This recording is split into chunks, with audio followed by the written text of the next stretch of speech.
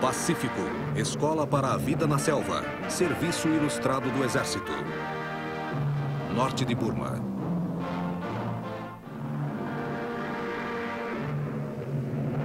Na cidade de Burma, nordeste de Mogan, a arte de viver na selva é ensinada para as tropas americanas. As técnicas de cozinha rudimentares do local são explicadas pelos nativos para uma classe de soldados. As plantas e outras coisas comuns nessa área são classificadas por seus valores adicionais.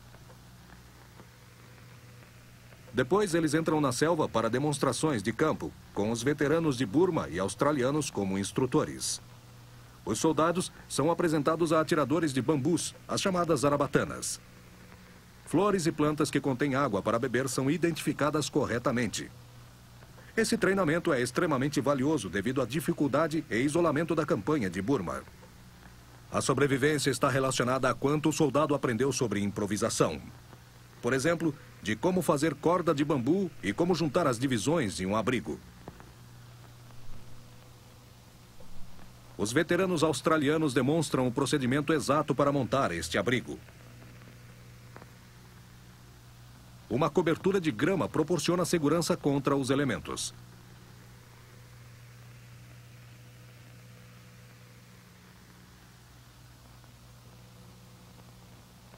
Além dos implementos para abrigos desse tipo, o bambu também é útil quando se precisa fazer uma jangada para emergência. Os troncos são unidos e amarrados, e não é preciso ser um mecânico para saber o melhor formato. Em uma emergência, isto sempre surge naturalmente. Então, os soldados aprendem o que comerem e como andarem na selva.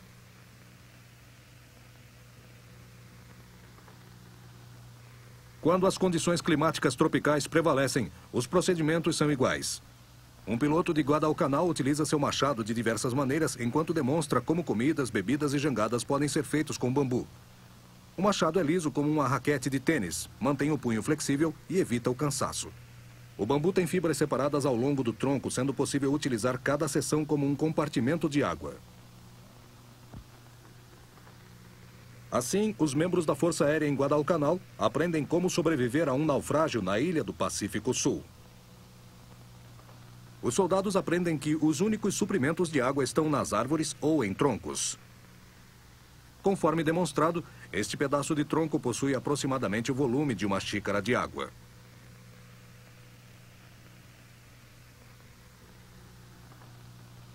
Ele guardou um pouco d'água para cozinhar. Utilizando seus conhecimentos sobre plantas comestíveis, ele colheu batata doce, feijões e berinjelas para o jantar. A comida já foi recolhida, a água obtida e seus utensílios estão prontos. Agora o piloto reparte os pedaços de bambu para fazer uma fogueira. As raspas oferecem o combustível inicial. Mesmo sem ser um escoteiro, deve-se saber como proceder daqui para frente. É tão simples quanto parece. Os fósforos não devem ser levados em kits de emergência dentro das bolsas dos soldados, cuidadosamente selados em um container de água.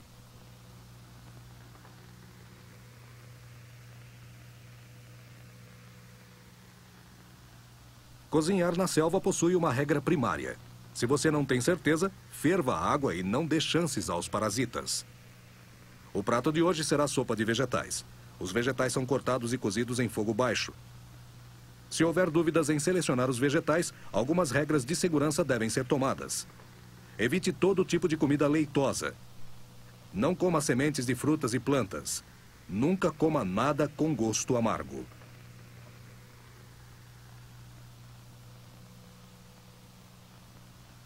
O piloto coleta folhas de palmeiras para montar um local seco para dormir.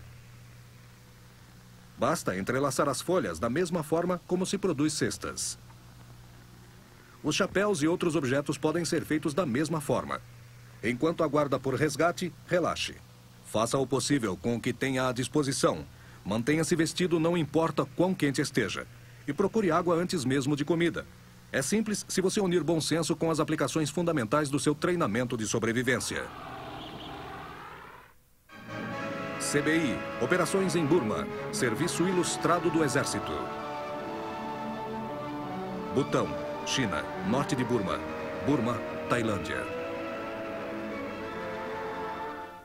O transporte animal era utilizado nos campos de batalha da selva, nas breves operações ao norte de Burma. Um batalhão de artilharia de campo recebia mulas vindas dos Estados Unidos. O carregamento consistia de 6 seções com 190 mulas em cada uma delas. Elas seguiam rumo a Mogan e a viagem envolvia transporte por balsa.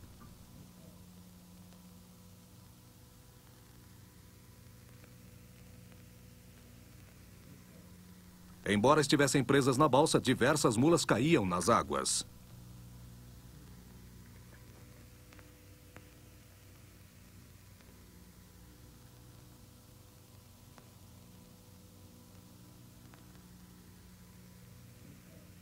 Atravessava-se o rio Mogan vindo de Kamen, localizado na nova extensão entre Valaboma e Mogan.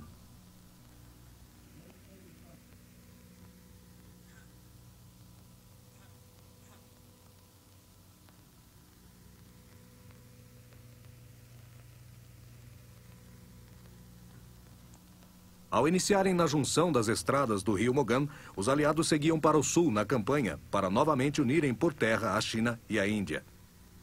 O terreno imprevisível tornava a utilização de mulas vantajosa. Os suprimentos que seguiam para a Índia ocasionalmente eram danificados, longe dos campos de batalhas devido ao transporte por elas.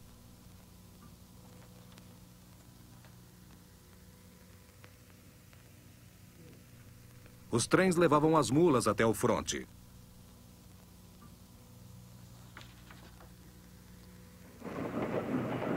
Eles deixaram Mogan rumo ao interior em 31 de outubro.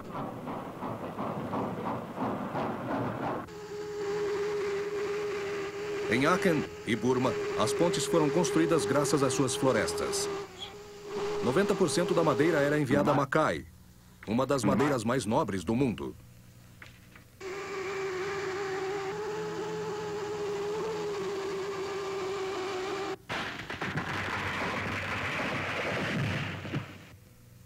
As operações de obtenção de troncos eram executadas por engenheiros.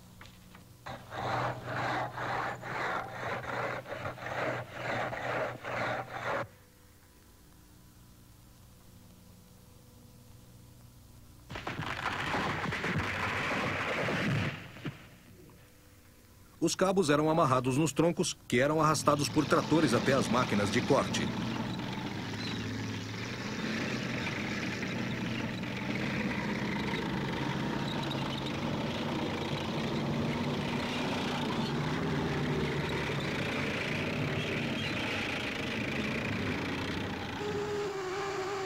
Daí, os troncos eram cortados no tamanho desejado.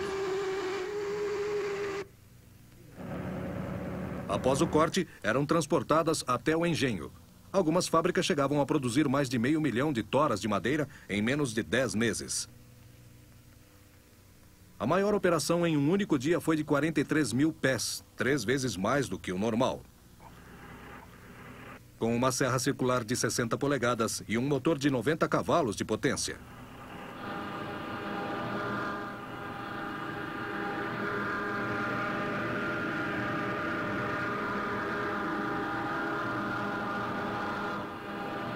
Além da construção de pontes, as madeiras eram usadas pelos engenheiros no caso de necessitarem da construção de uma rua. Por exemplo, nessa de 3,2 quilômetros utilizando-se tábuas amontoadas. Pacífico, Ilha Icebox, serviço ilustrado do Exército. Kwajalein.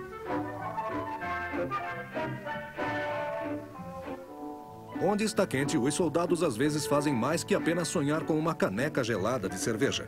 Aqui está um refrigerador feito de partes de aviões ao sudeste de Kwajalein. 2 partes de uma fuselagem de um B-24 destruído formavam capas isoladas. Um tanque de gás Freon de uma bomba aérea é transferido de uma aeronave Mosquito para essa garrafa vazia de oxigênio. A válvula controla a distribuição do gás, tornando-a refrigerada. Muitas outras partes aproveitadas do avião também fazem parte do motor. A bomba do motor faz uma pressão no refrigerador. Isso liquidifica o gás. Quando o líquido comprimido na garrafa é liberado nas mangueiras, a pressão mais baixa deixa evaporar novamente, mas gelado.